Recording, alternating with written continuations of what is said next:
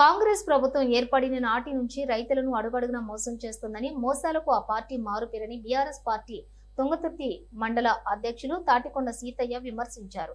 ఎన్నికల సమయంలోని 15,000 ఇస్తామని ఓదరగొట్టి ఇప్పుడేమో 12,000 మాత్రమే ఇస్తామని మోసం చేస్తుందని కాంగ్రెస్ పై మండిపడ్డారు. రైతు భరోసాపై కాంగ్రెస్ పార్టీ చేస్తున్న మోసాన్ని ఎండగడుతూ BRS party working president KTR ఇచ్చిన పిలుపు మేరకు శనివారం నియోజకవర్గం కేంద్రంలోని తెలంగాణ తల్లి చౌరస్తా వద్ద రైతులతో కలిసి బీఆర్ఎస్ పార్టీ నేతలు ప్లకార్డులు చేతబట్టి ప్రభుత్వానికి వ్యతిరేకంగా నినాదాలు చేస్తూ ఆందోళన చేపట్టారు.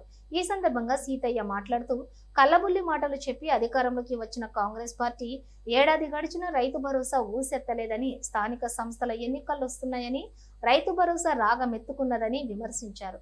ఏడాదికి 15,000 అంటూ ఒకసారి కాదు 12,000 అంటూ డ్రామాలాడుతున్నదని ధ్వజమెత్తారు. అబద్ధాలు చెప్పి అధికారంలోకి వచ్చిన కాంగ్రెస్ రైతులను నట్టేట ముంచుతున్నదని ఆవేదన వ్యక్తం చేశారు.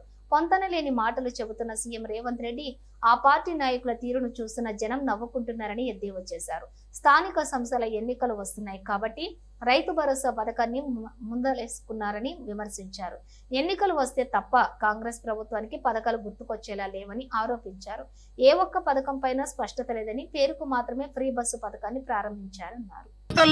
మళ్ళీ మేము ప్రజలందరినీ మోసం చేసి ఓట్లు దండుకోవాలని 12,000 ఇస్తా అంటున్నాడు.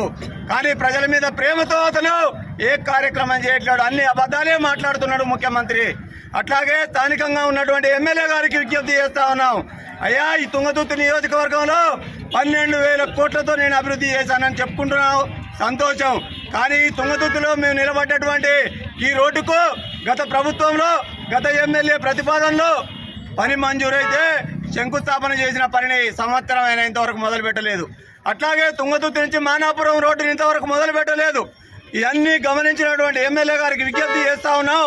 మీరు గమనించే ప్రజల సౌకర్యార్థం మీకు ఓట్లేసి గెలిపించినటువంటి ప్రజలకు మంచి సౌకర్యాలు చేయాలని మీకు విజ్ఞప్తి చేస్తూ, అబద్ధాలతో అధికారంలోకి వచ్చినటువంటి కాంగ్రెస్ ప్రభుత్వాన్ని బుద్ధి చెప్పే విధంగా స్థానిక సంస్థల ఎన్నికలలో బీఆర్ఎస్ పార్టీ నాయకులకు ఓట్లేసి గెలిపించాలని ప్రజలకు విజ్ఞప్తి చేస్తూ జై తెలంగాణ.